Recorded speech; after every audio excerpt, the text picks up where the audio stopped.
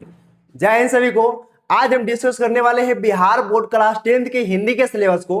तो हिंदी विषय को लेकर के आपके मन में जितने भी डाउट होंगे, जितने भी प्रश्न होंगे, वो सारे के सारे डाउट, सारे के सारे प्रश्न आज खत्म होने वाले हैं। जैसे हिंदी विषय को लेकर के आपके मन में प्रश्न होंगे कि भैया क्लास 10th में हिंदी में क्या क्या पढ़ना होता होगा, कौन कौन सी किताबें पढ़नी होती होगी, हिंदी व्याकरण में क्या क्या पढ़ना होता होगा, हिंदी व्याकरण में कितने टॉपिक पढ़ने होते होंगे, हिंदी बुक में कितने अध्याय पढ़ने होते होंगे, एग्जाम पे टर्न हमारा कैसा है, क्या हिंदी व्याकरण से सबसे ज्यादा नंबर आता है, कि क्या हिंदी बुक से सबसे ज्यादा नंबर आता है, सब्जेक्टिव में क्या आता है, गद्यांश आता है तो कितने नंबर का आता है, हिंद निबंध आता है तो कितने नंबर का आता है, पत्र लेखन आता है तो कितने नंबर का आता है। यानी कि आपके मन में जितने भी प्रश्न होंगे वो सारे के सारे प्रश्न आपके क्या होने वाले हैं, खत्म होने वाले हैं।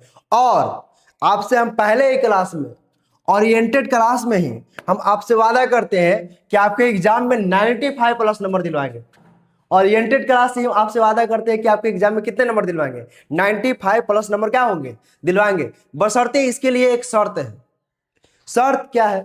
तो शर्त यह है कि आपको पूरी की पूरी क्लास को ईमानदारी से एकाग्रता पूर्ण करनी पड़ेगी। एकाग्रता पूर्ण क्या होता है भैया? तो एकाग्रता पूर्ण यह होता है कि जब तुम क्लास करने के लिए बैठो तो आपका पूरा का पूरा ध्यान क्लास पर होनी चाहिए, हमारी बातों पर होनी चाहिए।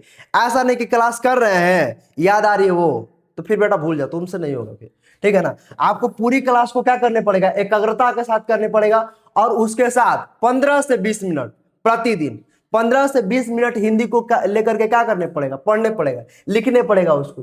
तब आपको 95 प्लस नंबर, आपको कोई रोकने वाला नहीं है। और कोई बच्चा ऐसा है जिसके पास समय ही नहीं है, कोई कोई ऐसे बच्चे होते हैं अपने आप को मुकेश अंबानी का दामाद मानते हैं, कहते हैं कि भैया हमारे पास समय है, समय तो है ही नहीं है। तो वैसे बच्चे जिनके पास क्या होते हैं, समय नहीं है, तो हमारी क्लासों को सिर्फ एकाग्रता पूर्वक कर ले, जो हम पढ़ा रहे हैं बस उसको कर ले। एग्जाम से पहले, एग्जाम के 4 दिन पहले उन लोगों को हम टॉनिक देंगे, बस वही टॉनिक पी करके एग्जाम देने चल जाना। 4 दिन पहले देंगे, 4 बजे उठना, 4 बादाम खाना और 4 पे रट जाना, बस तुम्हारा काम हो जाएगा।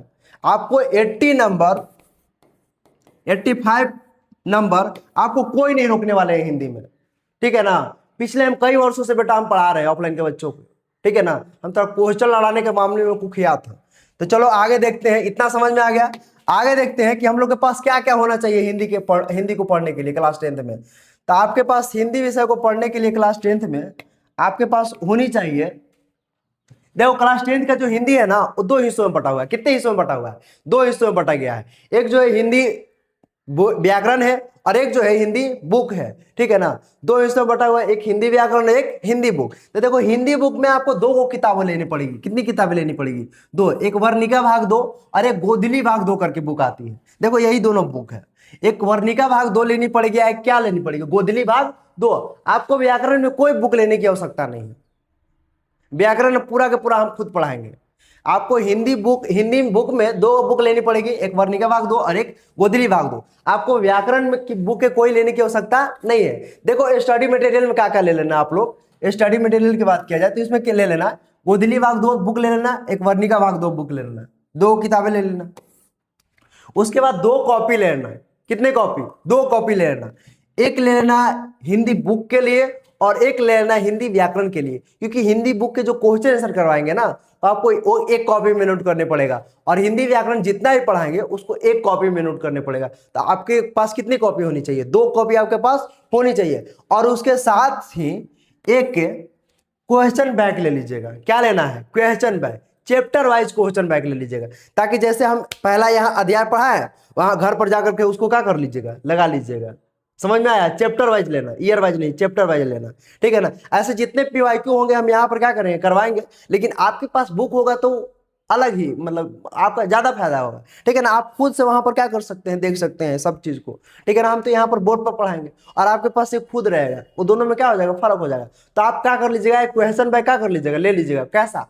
Chapter wise. हम तो रिकमेंड करेंगे कि ब्रिलियंट का एक क्वेश्चन बैंक आता है, उसी को ले लीजिएगा। उसमें एकदम साफ साफ क्लीन क्लीन रहता है, बढ़िया से रहता है। तो ब्रिलियंट वाला ही हम क्वेश्चन बैंक रिकमेंड करेंगे कि वही ले लीजिएगा। तो चलो आगे देखो क्या पढ़ने वाले हैं, आगे देखो क्या क्या देखने वाले। आप देखते हैं हिंदी बुक में, हिंदी बुक क्या है, अब हिंदी बुक में देखने वाले हैं। अब हिंदी बुक में देखो क्या क्या पढ़ने वाले हैं। हिंदी बुक जो है, हिंदी बुक जो है ना आपका, जो बुक है जिसका नाम है गोधली भाग 2, वो 2 खंडों में बटा हुआ है। कितने खंडों में बटा हुआ है? 2 खंडों में। गोधली भाग जो 2 बुक है वो 2 खंडों में बटा। गोधली भाग 2 कितने खंडों में बटा हुआ है? 2 खंड में। एक है गद्य खंड और एक क्या है? काव्य खंड। एक बात, एक और जो पतली, एकदम पतली सी बुक है जिसका नाम क्या है? प्रतिपूर्ति, सॉरी वर्णिका, ठीक है ना, वर्णिका भाग 2। अब आगे देखते हैं कि गद्य खंड में क्या पढ़ेंगे और काव्य खंड में क्या पढ़ेंगे। तो देखो गद्य खंड में आप लोग टोटल चैप्टर जो पढ़ने वाले हैं, टोटल जो अध्याय पढ़ने वाले हैं वो 12 पढ़ने वाले हैं। कितने अध्याय पढ़ने वाले हैं? 12। गद्य खंड में आपको 12 अध्याय पढ़ना होगा, ठीक है ना। इधर अध्याय का नाम दिया गया है और इधर इसके लेखक का नाम दिया गया है। पहला अध्याय आपको पढ़ने पड़ेगा श्रम विभाजन और जाति प्रथा। दूसरा अध्याय है विश्व का दांत। तीसरा अध्याय है भारत से हम क्या सीखे। चौथा अध्याय है नाखून क्यों बढ़ता है, आपका नाखून जो है ना वो क्यों बढ़ता है। पांचवा अध्याय है नागरी लिपि। छठा अध्याय है बहादुर। सातवां अध्याय है परंपरा का मूल्यांकन। आठवां अध्याय है जीत जीत में निरखत हो। नौवां अध्याय है अभिनयो और 10वां अध्याय है मछली। 11वां अध्याय है नौबत खाने में इबादत और 12वां जो अध्याय है जिसका नाम है शिक्षा और संस्कृति। तो इस तरह से काव्य खंड में आपका टोटल कितने अध्याय हैं? 12 अध्याय है, ठीक है ना। टोटल कितने अध्याय हैं? 12 अध्याय है। अब एक गद्य खंड को देख लिए, अब काव्य खंड में कितने अध्याय हैं? तो काव्य खंड को भी देख लेते हैं। काव्य खंड में आपके काव्य खंड में भी टोटल कितने अध्याय हैं? 12 अध्याय है। गद्य खंड में भी 12 अध्याय और काव्य खंड में भी कितने अध्याय हैं? 12 अध्याय है। पहला अध्याय का नाम है श्रम, नहीं, यहां पर राम बिनु बीर से जगी जानी, यहां पर क्या है? राम बिनु बीर थे जगी जन्मा, जो नर दुख में दुख नहीं माने। ये पहला अध्याय है। दूसरा अध्याय का नाम है प्रेम आईनी श्री राधिका, करील के गुंजन ऊपर वारो। तीसरा अध्याय का नाम है अति सुदो स्नेहो की मार्ग है, मुंह आंसुओं ले बरसो। चौथा अध्याय का नाम है स्वदेशी। पांचवा अध्याय का नाम है भारत माता। छठा अध्याय का नाम है जनतंत्र का जन्म। सातवां अध्याय का नाम है हिरोशिमा। आठवां अध्याय का नाम है एक वृक्ष की हत्या। एक वृक्ष लिखा हुआ है यहाँ पे, सॉरी, एक वृक्ष की हत्या, ठीक है ना। उसके बाद आपकी बात किया जाए 9वां अध्याय है। 9वां अध्याय का नाम है हमारी नींद। 10वां अध्याय है अक्षर ज्ञान और 11वां अध्याय है लौट कर आऊंगा फिर। 12वां अध्याय है मेरे बिना तुम प्रभु। तो इस तरह से करके काव्य खंड में भी आपके कितने अध्याय हैं? 12 अध्याय हैं। गद्य खंड में 12 अध्याय, काव्य खंड में 12 अध्याय, यानी कि गोधली भाग 2 में आपको टोटल 24 अध्याय पढ़ना है। 12-12 24 अध्याय पढ़ना है। उसके बाद देखते हैं वर्णिका। वर्णिका में कितना अध्याय पढ़ना है? तो वर्णिका में देखा जाए तो वर्णिका में आपको टोटल 5 अध्याय पढ़ना है। कितना अध्याय पढ़ना है? 5 अध्याय पढ़ना है। पहला अध्याय का नाम है दही वाली मंगम्मा। दूसरा अध्याय का नाम है ढहते विश्वास। तीसरा अध्याय का नाम है माँ। चौथा अध्याय का नाम है नगर और 5वां अध्याय के नाम है धरती कब तक घूमेगी। तो इस तरह से प्रतिपूर्ति में भी आपके कितने अध्याय हैं? 5 अध्याय है, यानी कि 12 अध्याय गद्य खंड, 12 अध्याय काव्य खंड और 5 अध्याय प्रतिपूर्ति। टोटल कितना हो गया जी? 12, 12 और 5, यानी 12 दूनी 24 और 5 29। यानी कि क्लास 10th में हिंदी बुक में आपको टोटल 29 अध्याय पढ़ना पड़ेगा। कितना अध्याय पढ़ने पड़ेगा? 29 अध्याय आपको क्या करने पड़ेगा? पढ़ने पड़ेगा। अब बात किया जाए व्याकरण की, हिंदी व्याकरण की। हिंदी व्याकरण में क्या क्या आप लोगों को पढ़ना होगा? तो देखो बबुआ, हिंदी व्याकरण में आपको हिंदी व्याकरण जो होगा उसको 3 खंडों में बांट करके पढ़ेंगे। कितने खंडों में बांट करके? 3 खंडों में बांट करके हिंदी व्याकरण को क्या करेंगे? पढ़ेंगे। पहला जो भाग है, पहला भाग जो पढ़ेंगे वो वर्ण से संबंधित पढ़ेंगे। दूसरा जो भाग है वो शब्द से संबंधित पढ़ेंगे और तीसरा जो भाग है वो वाक्य से संबंधित पढ़ेंगे। वर्ण से मिलकर के बनता है शब्द, शब्द से मिलकर के बनता है वाक्य। तो इस तरह से 3 खंडों में बांट करके हम क्या करेंगे? पढ़ेंगे, ठीक है ना। उचित तरीका क्या होता है हिंदी व्याकरण को पढ़ने का? यही होता है, ठीक है ना। पहला वर्ण से रिलेटेड सारे अध्याय को पढ़, सारे टॉपिक को पढ़ लो। उसके बाद शब्द से रिलेटेड सारे टॉपिक को पढ़ लो। उसके बाद क्या होते हैं कि वाक्य से संबंधित सारे टॉपिक को क्या कर लो? पढ़ लो। तो अब देखो क्या होते हैं, भगवान में हम लोग क्या क्या पढ़ने वाले हैं? तो भगवान में हम लोग पढ़ेंगे वर्णमाला, दूसरा पढ़ेंगे वर्तनी। भैया वर्तनी क्या होता है? वर्तनी का तो नाम पहली बार सुन रहे हैं। तो वर्तनी देखो क्या होता है, वर्तनी से आपके एग्जाम में प्रश्न नहीं आते हैं, लेकिन बेहद जरूरी है आपके लिए वर्तनी पढ़ना।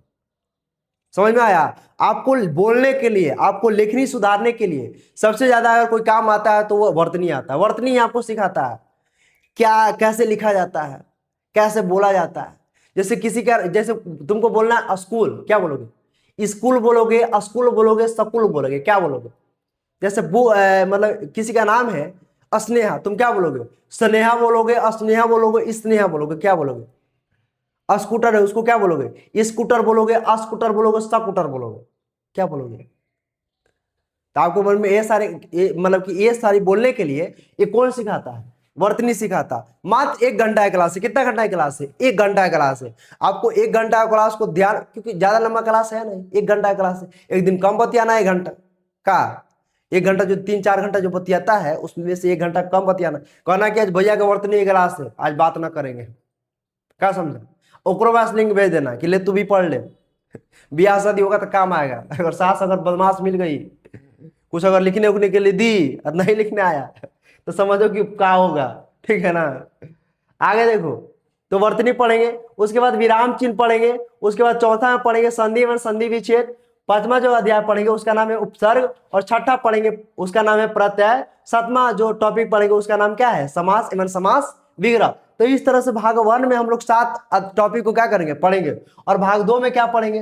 तो भाग 2 में हम लोग शब्द से संबंधित सारे टॉपिक को पढ़ेंगे। जैसे पहला पढ़ लेंगे शब्द, दूसरा टॉपिक पढ़ लेंगे संज्ञा, तीसरा टॉपिक पढ़ेंगे लिंग, चौथा टॉपिक पढ़ेंगे वचन, पांचवा टॉपिक पढ़ेंगे कारक, कारक को ही बोलते ही विभक्ति, छठा टॉपिक पढ़ेंगे सर्वनाम, सातवां पढ़ेंगे विशेषण, आठवां पढ़ेंगे क्रिया, नौवां पढ़ेंगे काल, 10वां पढ़ेंगे शब्दों का शुद्धिकरण, 11वां पढ़ेंगे अनेक शब्दों के बदले एक शब्द, 12वां पढ़ेंगे विलोम शब्द, और 13वां पढ़ेंगे पर्यायवाची शब्द, और 14वां पढ़ेंगे मुहावरे। तो इस तरह से भाग 2 में हम लोग को कितना टॉपिक पढ़ना है? 14 टॉपिक क्या करना है? पढ़ना है। कितना टॉपिक? 14 टॉपिक हम लोग को पढ़ना है। अब भाग 3 में वाक्य से संबंधित सारे टॉपिक को पढ़ेंगे। तो पहले पढ़ेंगे वाक्य, फिर पढ़ेंगे वाक्य का शुद्धिकरण, दूसरा टॉपिक, तीसरा पढ़ेंगे पदबंध, चौथा पढ़ेंगे वचन, पांचवा पढ़ेंगे संक्षेपण, छठा पढ़ेंगे पत्र लेखन, और सातवां पढ़ेंगे निबंध। इस तरह से करके आपका पूरा हिंदी व्याकरण क्या होगा? 3 भागों में बांट करके पढ़ेंगे, और इस तरह से आपका हिंदी व्याकरण पूरी तरह से क्या होगा? खत्म होना। यानी कि पहला भाग में 7 टॉपिक, दूसरा भाग में 14 टॉपिक, 7-14 कितना हो गया? 21, और तीसरा भाग में कितना टॉपिक? 7 टॉपिक, यानी कि 21 और 7 कितना हो गया? 28, 7, 14, 7 कितना हो जाएगा? 28। यानी कि पूरे के पूरे आपको हिंदी व्याकरण में कितने टॉपिक पढ़ने पड़ेंगे? 28 टॉपिक पढ़ने पड़ेंगे। यानी कि बुक में 29 टॉपिक और हिंदी व्याकरण में 28 टॉपिक आपको इतना पढ़ने पड़ेगा, और इतना पढ़ लीजिएगा तो आपका पूरा का पूरा हिंदी क्या हो जाएगा? समाप्त होगा। फिर और कुछ पढ़ने की आवश्यकता आपको नहीं है। अब देखते हैं एग्जाम पैटर्न की बात करते हैं। एग्जाम पैटर्न क्या है, किस तरह से प्रश्न आते हैं? तो देखो बाबू, एग्जाम पैटर्न आपका क्या है? आपके एग्जाम में 100 नंबर, 100 को क्वेश्चन जो देता है, 100 क्वेश्चन जो देता है ऑब्जेक्टिव देता है। कितना देता है क्वेश्चन? 100 क्वेश्चन ऑब्जेक्टिव देता है, ठीक है ना? 100 में से आपको 50 बनाने के लिए रहते हैं। कितना बनाने के लिए रहते हैं? 50 बनाने के लिए रहते हैं। सब्जेक्टिव की बात किया जाए तो सब्जेक्टिव में क्या क्या पूछता है? तो सब्जेक्टिव में पूछता है, देखो गद्यांश पूछता है।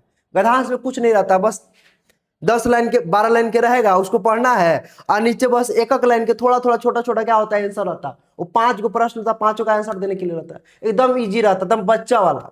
एक बार पढ़ोगे तो कहोगे ये ऐसा है, एकदम इजी है। तो गद्यांश कितना अंक के पूछेगा? 20 अंक के पूछेगा। निबंध की बात किया जाए तो वो 10 अंक के पूछेगा, ठीक है ना? पत्र लेखन या संवाद की बात किया जाए तो वो 5 अंक के पूछेगा। उसके बाद लघु उत्तरीय प्रश्न की बात किया जाए तो वो 10 अंक के पूछेगा, ठीक है ना? दीर्घ उत्तरीय प्रश्न की बात किया जाए तो कितना अंक के पूछेगा? 5 अंक के पूछेगा। यानी कि गद्यांश 20 अंक, निबंध कितने अंक? 10 अंक, और पत्र लेखन या संवाद कितने अंक के हो गए? 5 अंक के हो गए, ठीक है ना? तो ये सारे तीनों जो होते हैं ना, व्याकरण के सेक्शन से होते हैं, ठीक है? तो व्याकरण से कितना नंबर? 20 और 10, 30, 30 और 5, 35। यानी कि 35 नंबर किससे पूछेंगे? सब्जेक्टिव में व्याकरण से। तो आपके 15 नंबर किससे पूछेंगे? बुक से। समझ रहे हो? 35 नंबर हिंदी व्याकरण से, और 15 नंबर किससे पूछते हैं? हिंदी बुक से पूछते हैं। तो इस तरह से करके आपके 50 नंबर क्या हो जाते हैं, समाप्त हो जाते हैं। अब तुम लोग के मन में प्रश्न होगा कि भैया बताइए सबसे ज्यादा नंबर वाक्य केकरा से पूछता है, हिंदी बुकवा से पूछता है कि हिंदी व्याकरण से पूछता है? तो बाबू सबसे ज्यादा जो नंबर है ना वो पूछता है हिंदी व्याकरण से। किससे पूछता है? हिंदी व्याकरण से पूछता है। सबसे ज्यादा जो नंबर पूछता है वो हिंदी व्याकरण से पूछता है। हिंदी व्याकरण, इधर हो गया हिंदी बुक।